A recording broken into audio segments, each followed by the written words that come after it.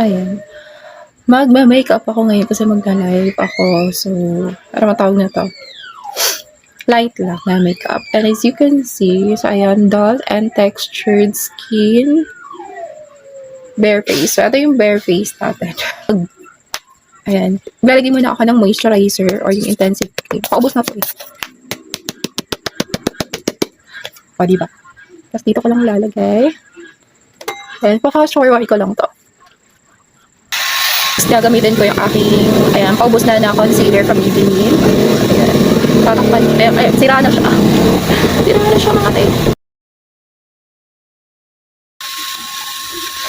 Ito yung next na gagamitin ko yung Super Stay na Baby Matte Cushion. So, hindi na natin ibablend yan. Kasi mabablend lang yan siya kapag ka lagay tayo ng cushion. Diba? Mabablend lang yan siya.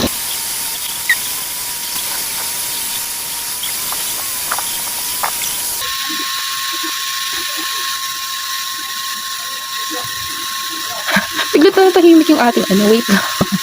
Biglang na busy. Ayan, nakalimutan na kailangan pala tong talking video. Talking vlog.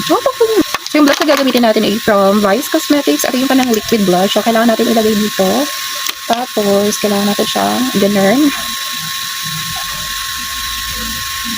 And yung placing. Actually, nakita ko sa video guys na naglalagay sila dito sa under eye. So, iniba ko yung placing ng aking blush.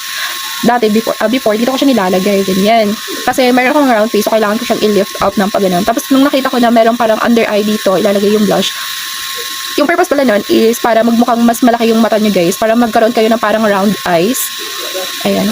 Yung mata ko parang kulang sa tulog. Ayan siya. So, huwag na tayo mag-eyes. Yan lang muna. Ayan. Dadagdag lang ng konti. Ayan siya. Tapos, meron din yung placing dito guys. So, ayan. Meron siyang placing dito.